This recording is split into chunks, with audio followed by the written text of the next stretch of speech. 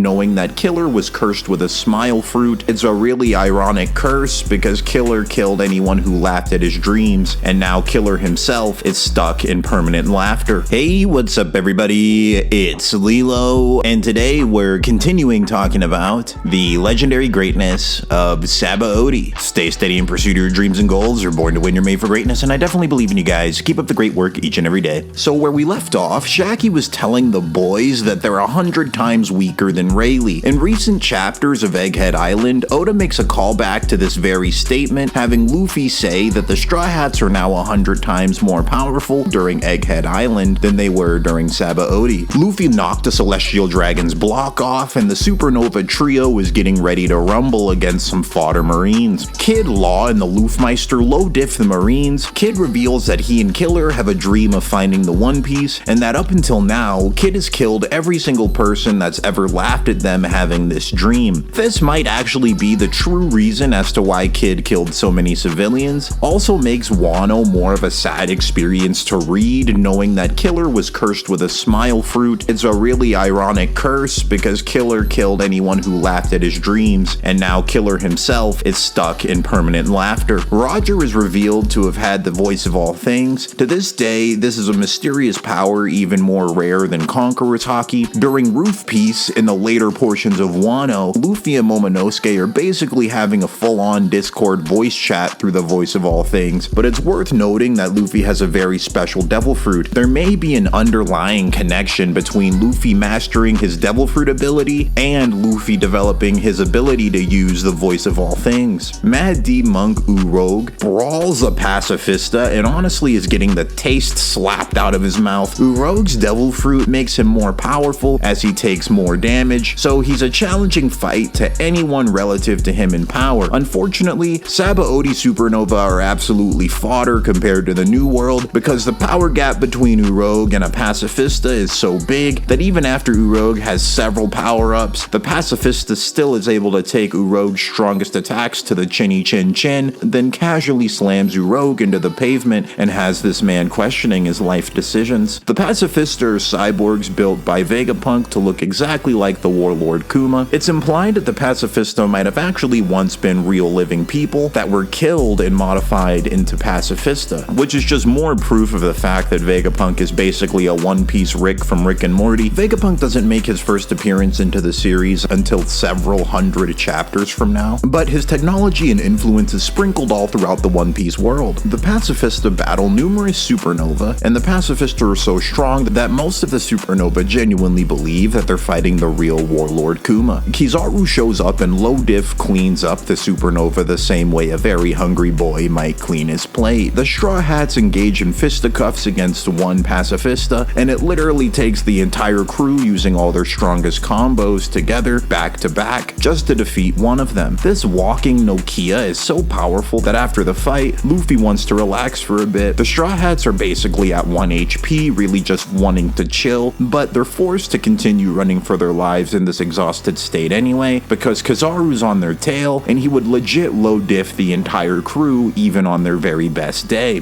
Right after that, Sentomaru and another pacifista show up. Even at full power, the current Straw Hats have no chance of winning this fight, and in this exhausted state, there's not even a remote chance in this world of victory. Luffy puts his pride to the side as a captain and openly states to his crew that compared to these guys, we're trash. We need to leave right now or we're gonna get folded up. And this is the first time in the entire series where Luffy openly states to his crew that they were too weak to defeat an opponent. Sentomaru cuts Luffy off and starts low diffing Luffy. The power gap is so big that Sentomaru states he can beat Luffy without even using his weapon. Sentomaru controls the pacifista, and it's heavily implied he's much stronger than all of the pacifista even at this point. So even if the crew was 100% power, Sentomaru on his own would most likely solo them all at this point. And this is a big lesson in One Piece that Oda really drives home here. If you don't know Haki yet, and you're in the New World, then you're automatically fodder. Haki is a huge multiplier, and this is stated again by Kaido during the end of Wano, and made very obvious in the Luffy vs Kaido fight with the Haki blooms leveling a massive power difference. Kaido states Haki is superior to devil fruits, and what separates the strong and the weak is Haki mastery. The Straw Hats squeezed out W's against weak Haki users in Skypiea, but here they simply have no chance against against veteran high-ranking Marines. While Luffy's getting his lunch money stolen by Sentomaru, he looks back to see all the other Straw Hats are getting ragdolled by a fresh pacifista. This is when Luffy realizes, honestly, we're getting cooked up bad. To be honest, it looks like they're all gonna die. Right then, Kizaru shows up and blaps Zoro in the chest with a laser beam. Zoro's still hurt from taking Luffy's pain in Thriller Bark, so this blast makes it so Zoro can no longer even move. Kizaru charges up Hyper Beam like a Rayquaza, ready to disintegrate Zoro's face. None of the Straw Hats can do anything, and they're freaking out about it. They're attacking Kizaru, but since none of them know hockey, Kizaru just stands there trolling them, charging up his attack slowly, taking no damage. Then the big Chad on campus, Rayleigh, shows up and stops Kizaru mid-attack. After reading this weekly, that must have been insane because Luffy was so happy that Rayleigh showed up and saved his friend's life that he actually starts crying in the last panels of the chapter. Rayleigh scraps with Kizaru while the Straw Hats try to escape again. The happiness lasts for about that one page, because right after that, Sentomaru and the pacifista proceed where they left off and continue beating the stuffing out of the Straw Hats. Chopper goes monster mode and it legit makes no difference because the power gap's just too big. Then the real Kuma shows up and actually erases Zoro. The Straw Hats have no idea what happened to Zoro at this time. The only other person they saw get erased like that never showed up to them ever again, so as far as the Straw Hats know, Zoro might be dead. Then Kuma proceeds to erase each of the Straw Hat members one by one, with Luffy freaking out, repeatedly trying and failing to save them. Super sad scene where Luffy breaks down and cries because he couldn't save any of his crew members at all. He was too weak, and from Luffy's perspective, he literally just saw his entire crew get killed right in front of him. This is the same nightmare that was foreshadowed for Luffy during the previous Thriller Bark arc, but now it's actually a reality.